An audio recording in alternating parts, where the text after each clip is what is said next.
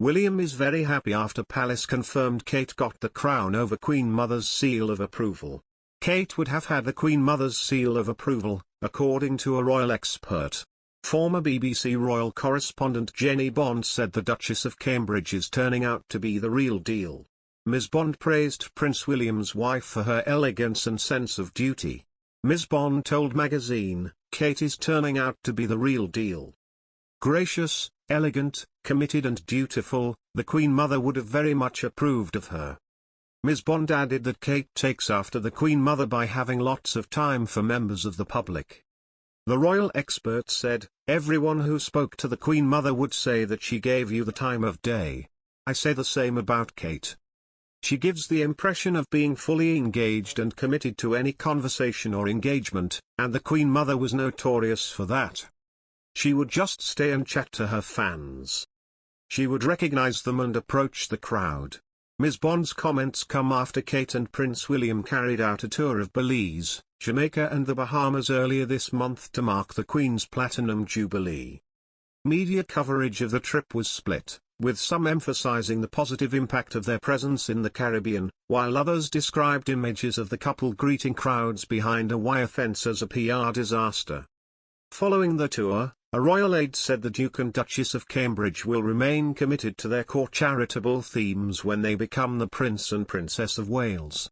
William is now into the second year of his Environmental Earthshot Prize, and he met one of the inaugural winners during the final day of the tour in the Bahamas, while Kate's passion for the early years development of children was highlighted in a speech at a Jamaican school. The Duke is said to want to do things the Cambridge way in the wake of criticism of the royal visit.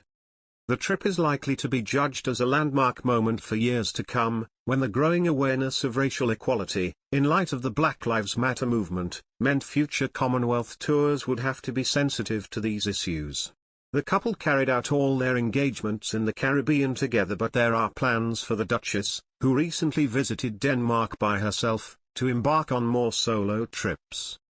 The Duke of Cambridge reportedly also wants to end the long-standing royal tradition of never complain, never explain, and will have a smaller household supporting him and Kate. Ending their trip to Belize, Jamaica and the Bahamas last weekend, the future king acknowledged the monarchy's days in those nations may be numbered, as he stated the future is for the people to decide upon, and that he may not become head of the Commonwealth. The Duchess of Cambridge will have been enjoying some downtime this week following her week-long working trip to the Caribbean. She and Prince William spent last week on an action-packed and sometimes difficult royal tour that took in Belize, Jamaica and the Bahamas. Despite the fast pace, Kate appeared confident and composed at engagements as they met a range of people across the three countries.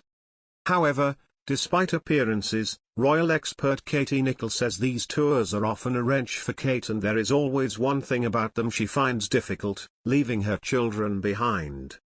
For their journey to the Caribbean, her three children Prince George, Princess Charlotte and Prince Louis stayed at home.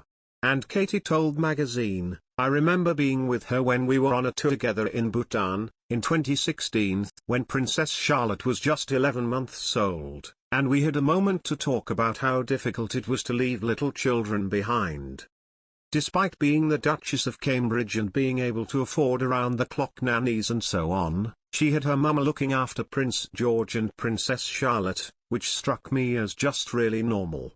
I could see how much comfort and confidence that gave her in getting on with her job, which she does brilliantly, but I think it is always such a wrench for her to leave her children behind.